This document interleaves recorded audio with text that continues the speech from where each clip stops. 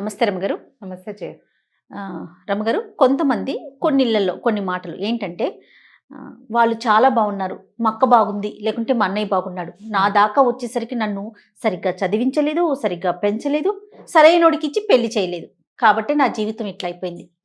ఎంతసేపు తల్లిదండ్రులను నిందించటం, తల్లిని ఏదో ఒకటి అనుకోవటం, తండ్రిని అనుకోవటం, లేదా అన్నదమ్ములను అనుకోవటం, లేదు అంటే చదువు చెప్పిన టీచర్ని అయినా సరే వాళ్ళందరికీ బాగా చెప్పారు, నాకు చెప్పలా, కాబట్టే నా జీవితం ఇలా అయిపోయింది, లేకుంటే మా బాబాయ్ ఎలా చేశాడు, ఇలాంటి మాటలు తరచుగా ఎక్కడో ఒక చోట ఏదో ఒక ఫ్యామిలీలో మనం వింటూనే ఉంటాం కదండి. డిసాటిస్ఫాక్షన్, దేనికి తృప్తి పొందరనమాట. ఏదో ఒక వెలితిని వెతుక్కొని అదే నా జీవితానికి కారణమైపోయింది అని మాట్లాడుతూ ఉంటారు. చూసారా మీరు ఇలాంటి వాళ్ళని? బోలెడు మంది కనిపిస్తారు జయ. వాళ్ళు ఎవరు మా కాన్సన్ట్రేట్ చేయలేదు, నా చిన్నప్పుడు నా మీద శ్రద్ధ పెట్టలేదు అలా అనిపిస్తుంది. నేను కూడా అంటాను జయ, ఇప్పుడు చెప్తా, గుర్తొచ్చింది ఒక మాట. చెప్పండి. మా చిన్నప్పుడు మా ఆఖరికైకి నాకు ఒక 4 ఏళ్ళ గ్యాప్ ఉంది. మిగిలిన వాళ్ళు ఎవరికి లేదు, మా ఇద్దరికే గ్యాప్ ఉంది. ఆఖరికైకి మా పెద్దక్కయ్య గారు అమ్మాయి ఇద్దరు ఒకే వయసు వాళ్ళు, పెద్దక్కయ్య కూతురు. వీళ్ళిద్దరికీ సంగీతం చెప్పించేవారు, సంగీత మాస్టర్ వచ్చేవారు, ఎంత బాగా పాడేవారు. కొన్ని పాటలు ఆయన మా అక్కయ్య వాళ్ళకి చెప్తుంటే నేర్చేసుకునేదాన్ని. ఎందుకో తెలీదు వాళ్ళిద్దరికి, మా అక్కయ్య గారు అమ్మాయి పెద్దగా అసలు పాడేది కదా, అది మాట్లాడుకున్నప్పుడు చాలా మౌనంగా ఉండేది, నిశ్శబ్దంగా బొమ్మలా ఉండేది అంతే. మా చిన్నక్కయ్య బాగా పాడేది. వాళ్ళిద్దరికీ సంగీతం చెప్పించారు, నాకు చెప్పించలేదు. మీరు అడిగారా? ఏమో అప్పుడు నాకేం తెలుసు, నేనేదో ఆడుకుంటూ ఎగురుకుంటూ ఉండేదాన్ని, ఏదో తిరుగుతుండేదాన్ని. మాస్టారు మా అక్కయ్యకి చెప్తుంటే వినేసి పాడేస్తూ ఉండేదాన్ని. కానీ మరి మా అక్కయ్య ఒకలా పడుతుంటే నేను ఇంకోలా పాడేస్తూ ఉండేదాన్ని.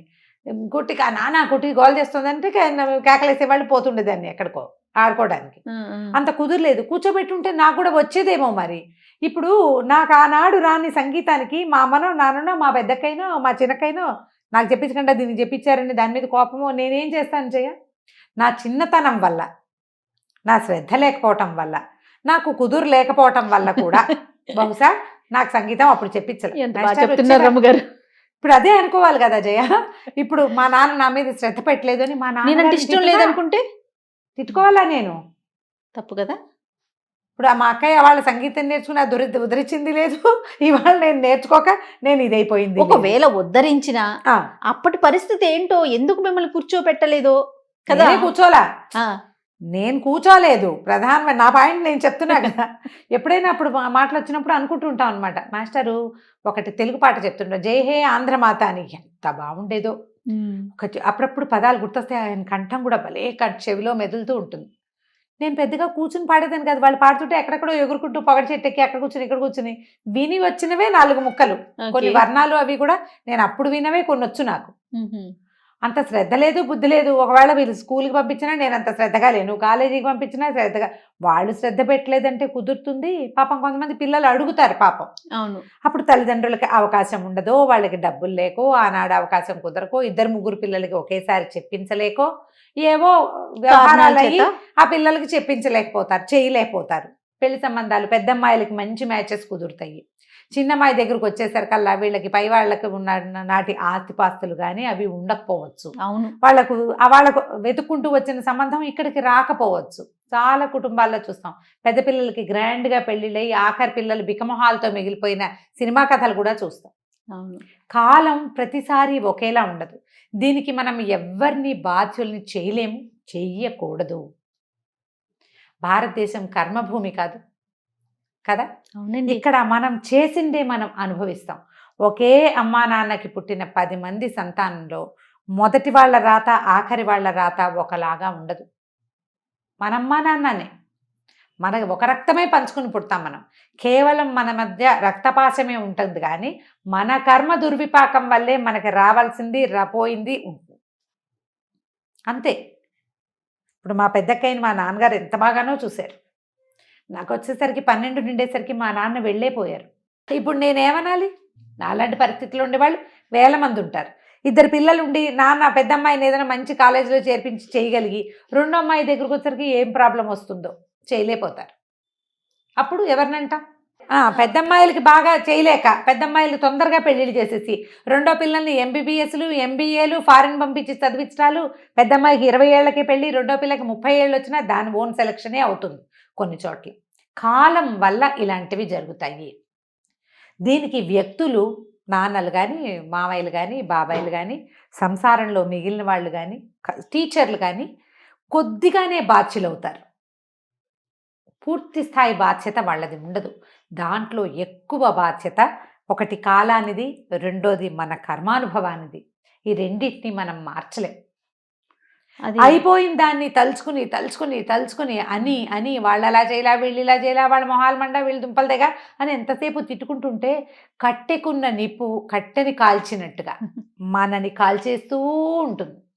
నువ్వు అది జరిగిపోయింది నిన్నటి దాన్ని మనం మార్చగలమా? లేదు. రేపటి దానికి నీ సంగతి తెలియదు, ఏమవుతుందో రేపటి దానికి నందో రాజా భవిష్యత్తు చెప్పలేకపోతాం. ఈ రోజున నాశనం చేసుకుంటున్నాం, మనం ఇది పాడు చేసేసుకుంటాం కదా. ఈరోజు నువ్వు సరిగ్గా జీవించగలిగిన ఆలోచన చేయాలి. ఇవాళ నువ్వు చిన్నతనంలో నేర్చుకోలేనివి, చిన్నతనంలో నీకు అవకాశం లేనివి, మార్చలేనివి ఎలాగో మార్చలేము. చిన్నప్పుడే చేసేసిన పెళ్ళిళ్ళు, లేకపోతే ఫెయిల్ అయిపోయిన పెళ్ళి, వాటిని ఏం చేయలేకపోతాం కదా. కానీ మనకేమైనా అంబిషన్స్, ఆశలు, కోరికలు, ఏదైనా భగవద్ దర్శనాలు, ఏదైనా చదువుకోవటం, ఇలాంటివి ఉంటే అవి మనం ఇప్పుడు చేసుకోవచ్చు. మీ అవకాశం వంతు ఉంటే ప్రయత్నం చేయండి, మీ ప్రయత్నం చేయండి. ప్రధానమైనది ఏంటంటే ఇక్కడ ఈరోజు ఇదే ఇంపార్టెంట్. నిన్నటిది నువ్వు తవ్వి పోసుకుని తలకెత్తుకున్నా మారేది లేదు. నువ్వు ఎంతసేపు తవ్వటం వల్ల తిలాపాపం తలా పిడికడని ఎవరైనా నిజంగానే నీ పట్ల ఎగ్గే తలపెట్టి నిన్ను పాడు చేయాలనే భావించి నీకు సహాయం చేయకుండా నిన్ను వదిలేసి నిన్ను నాశనం చేసేందుకు ప్రయత్నం చేస్తే వాళ్ళ పాపం ఎంత ఉంటుంది? నువ్వు గింజంత. నువ్వు గుప్పెళ్ళు పంచుకుని అందరికీ పంచిపెడతావు. వాళ్ళు నిజంగా నీ పట్ల తప్పే చేస్తే వాళ్ళకి పడాల్సిన శిక్షని నువ్వు చెప్పి పల్చన చేసేస్తావు. అంతే జరుగుతుంది, అంతకంటే ఏమవ్వదు. నీకు ఉండాల్సిందేమిటి? రేపటి మీద ఆశ. ఈ రోజులో బతకటం కావాలి మనకి. బీ పాజిటివ్ అని కొన్ని వీడియోలు చేశాను కదా, దాంట్లో కూడా నేను ఈ విషయం చెప్పాను. రేపు ఏం లేదు, నీకు తెలియదు అసలు. నిన్నటిది నువ్వు మార్చలేవు. ఎందుకు నిన్నట్లో బతుకుతూ రేపటిని చెడగొట్టుకుంటావు? ఈ రోజు అసలు పోయిపోయింది. ఈ రోజు అసలు లేదు. ఇంకా అంతసేపు తలుచుకోవటము, తిట్టుకోవటము, చెప్పటము. ఎవరికైనా చాలామంది సమస్యలు మాట్లాడాలంటారు జయ, అడుగుతారు పాపం నన్ను. చాలామందికి అవకాశం ఇస్తాం. మరి కౌన్సిలింగ్ సెషన్స్లా కాకపోయినా అమ్మ ఇక్కడ పెట్టండి, ఇన్స్టాలో మీ సమస్య ఇక్కడ పెట్టండి, చాట్ చేయండి, నేను చెప్తానని చెప్పేస్తా. మెసెంజర్లో చెప్తాను, ఫేస్బుక్లో అడిగిన వాళ్ళు, వాట్సాప్లో అడిగిన వాళ్ళు, ఈ నలుగురికి నేను సమాధానం చెప్తూనే ఉంటాను. చిన్న ప్రశ్న అయితే నన్ను ఇక్కడ అడగండి, నేను చెప్తాను అని.